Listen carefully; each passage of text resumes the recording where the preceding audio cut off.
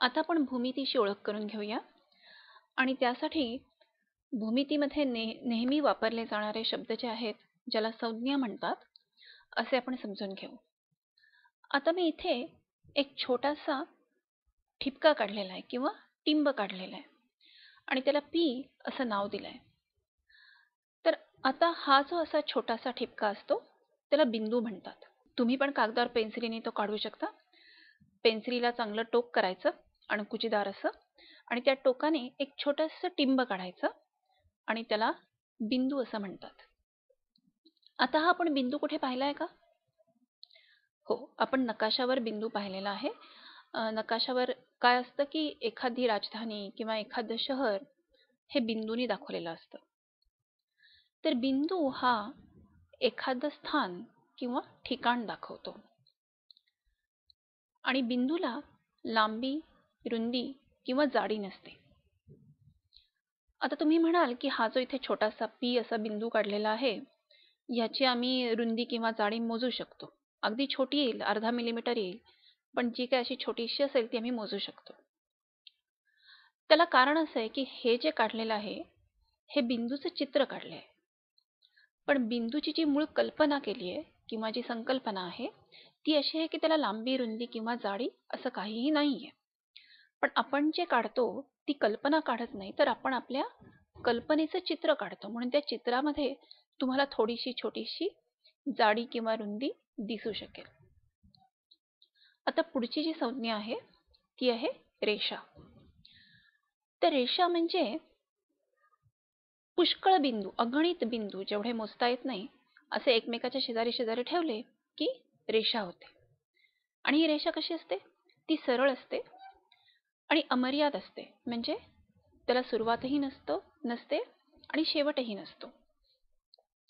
आता इथे जे चित्र काढलेलं आहे, ही जी रेषेची आकृती आहे, तिथे तुम्हाला दिसेल की ही रेषा जी आहे ही दोन्ही बाजूला अमर्याद आहे आणि हे दाखवण्यासाठी दोन्ही बाजूला बाणाची अशी टोकं काढलेली आहेत. तर या टोकांमुळे असं दिसतं की या दोन्ही दिशांना ही रेषा पुढे जात राहणार आहे, संपणारच नाहीये, अमर्याद आहे. आता रेषेवरचे कुठलेही दोन बिंदू आपण घेऊ शकतो आणि त्या बिंदूंवरून त्या रेषेला नाव देऊ शकतो. आता इथे दोन बिंदू दाखवलेत ए आणि बी आणि म्हणून या रेषेचं नाव आहे ए बी. आता तुम्हाला दिसेल की ए बीच्या वरती एक छोटीशी रेषा काढली आहे. तर ती रेषा असं दाखवते की त्या खुणेमुळे असं कळतं की ए बी ही रेषा आहे.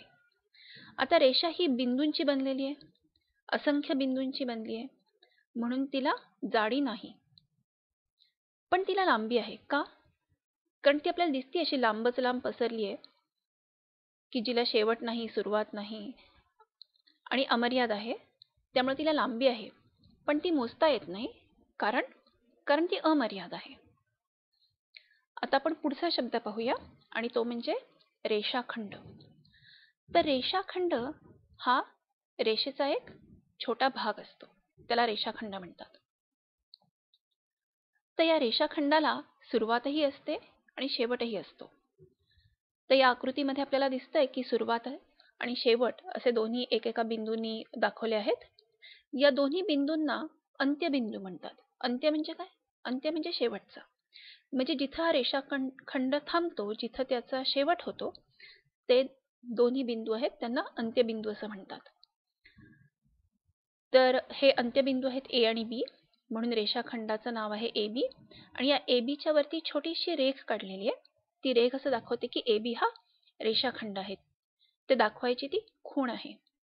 आता रेषाखंडाची लांबी आहे आणि ती लांबी मोजता पण येते, कारण रेषाखंड हा मर्यादित आहे, रेषेसारखा अमर्यादित नाही, म्हणून आपण ती लांबी मोजू शकतो. आणि आपण ती कशी मोजतो? पट्टीने मोजतो. आता पुढची जी संज्ञा आहे ती आहे किरण. तर किरण हा सुद्धा रेषेचाच एक भाग आहे, पण याच्यामध्ये असं आहे की या किरणाला सुरुवात आहे आणि शेवट नाही. म्हणजेच जी सुरुवात आहे तो बिंदू आपल्याला माहिती आहे, त्या बिंदूला आरंभ बिंदू असं आपण म्हणतो. आरंभ म्हणजे काय? आरंभ म्हणजे सुरुवात. म्हणून ए हा या आकृतीमधला आरंभ बिंदू आहे आणि बी हा अजून एक बिंदू आहे. तर किरण जेव्हा आपण दाखवतो तेव्हा आरंभ बिंदू आणि त्या किरणावरचा अजून कुठलाही एक बिंदू असं घेऊन आपण किरण दाखवतो. तर हा जो किरण आहे ह्याचं नाव होईल ए बी आणि ए बीच्या वरती एक छोटासा बाण दाखवलाय. ती खूण असं दाखवते की ए बी हा किरण आहे. आता किरणांचं कुठलं उदाहरण आपल्याला माहिती आहे का? सूर्यकिरण. कारण आपल्याला माहिती आहे की सूर्यकिरणांना आरंभ बिंदू आहे.